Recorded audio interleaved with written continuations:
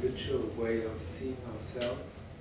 Jo mūsu ierastajā veidā, kā mēs uz sevi raugāmies, we may have the tendency to think that we cannot completely liberate ourselves or limit the process. Mums varbūt tā tendence domāt, ka mēs neesam spējīgi atbrīvot sev pilnībā no mūsu traucējošām emocijām. And that our loving kindness, compassion, generosity and the other qualities can never become perfect. Un ka mūsu mīlošā labestība, dāsnums un citas labās īpašības nekad nevar kļūt perfektas. But both of these aims can be realized. Bet abi minētie mērķi patiešām ir iespējams tos realizēt. So I have two commentaries. I use that given by Geshe Lama Kongtrul. Un divi komentāri, kurus es izmantoju, kurus ir sniedzis Geshe Lama Kongtrul.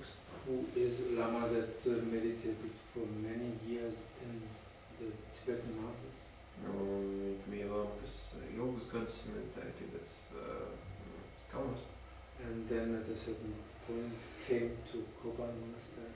Un kādā brīdī nonāca līdz Kopānas klosterim. And continued mainly to practice. Un turpināja praktizēt. Among the practices that he accomplished were more than 2,000 yunus. Un starp praksēm, kuras viņš paveica, ir minams vairāk nekā 2000 yunē. And 1 year ago, Kyabris Zoparinpoche, that was in the institute. Un vienu gadu atpakaļ Kyabris Zoparinpoche, kas bija institūtā, told us that one afternoon, Geshe Lama Kongtrul came to the place where they take tea in Kopan. Mums pastāstīja, kad kādu pēcpusdienu Geshe Lama Kongtrul ieradās tajā vietā, Kopanā, kur tiek dzerta teja. And told Lama Zoparinpoche, I have accomplished the training. Un teica Lamam Zopam, ka es esmu pabeidzis trenēšanos. Like we say, I went to the restaurant yesterday. Gluži tāpat kā mēs teikt viens otram, kad es vakar biju tur restorānā. Which means that he has become a Buddha. Kas nozīmē, ka viņš ir kļuvis par Budu. So this is the commentary on the Dodge Kadro practice that he gave.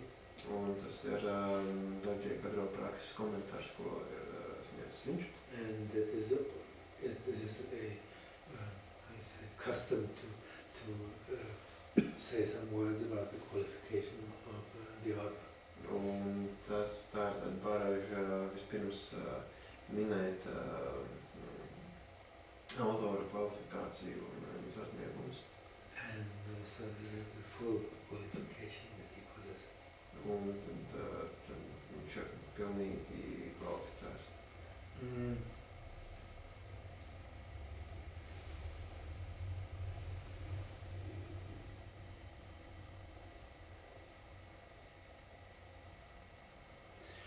So first he says that he mentions the case of a person that due to very strong mental afflictions was in mind state that he was karmically bound to take hell rebirth after this life as a human. Un tad vispirms viņš stāsta par kādu cilvēku, kas pateicoties negatīvajā karmē bija spiests pārdzimt par ēlas būtni pēc šīs dzīves.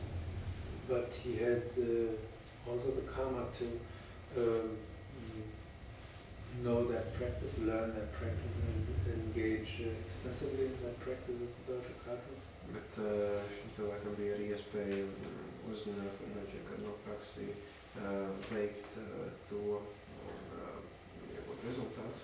And doing this practice, he not only managed to liberate himself from all the negative tendencies and all the karmic imprints that could have thrown him in a unfavorable rebirth.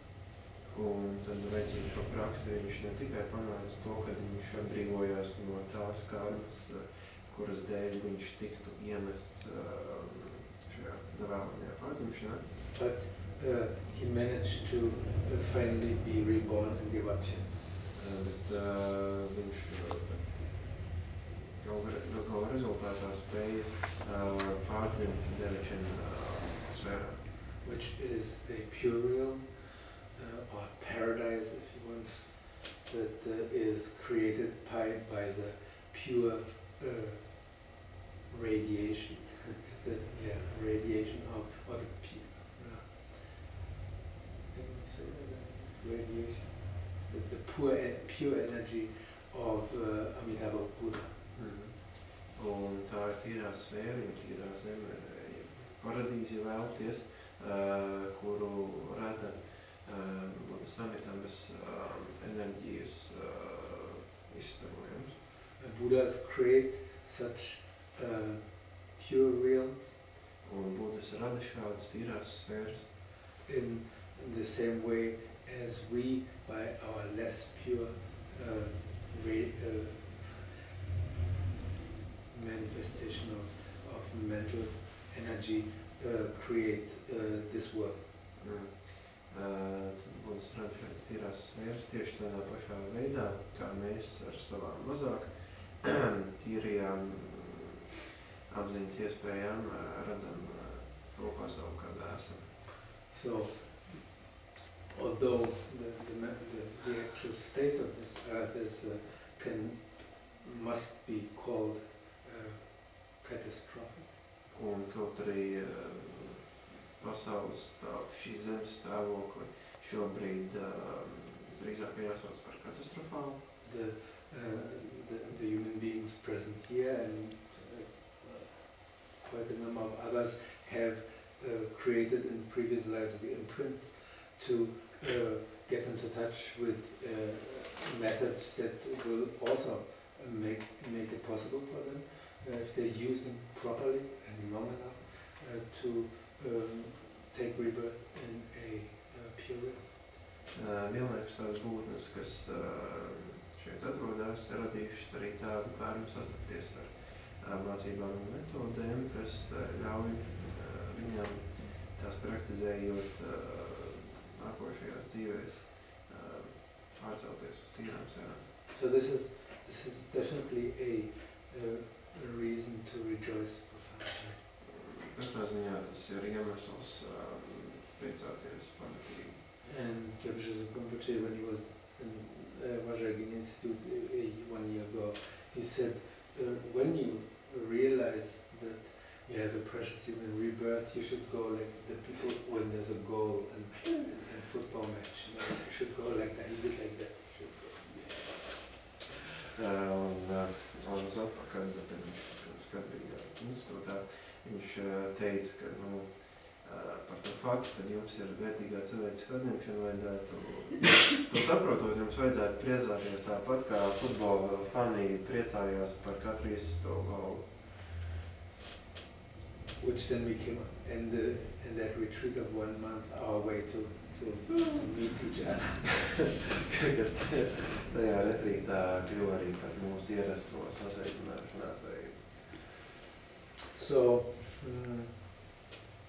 there are different levels of purification practices. There's a lot, I mean, there are many ways of purifying, many practice methods, and they are normally they are applied in a sequential way.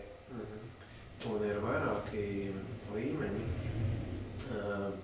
attīrīšanās metodēm, un parasti šīs metodas tiek pielietotas pakāpeniskā veidā. So normally general purification is practiced by the practice of the 35 Buddhas of confession, which is accompanied by prostration. Un parasti vispārējā attīrīšanās tiek veikta aklinoties 35 Budām. And then in the best case having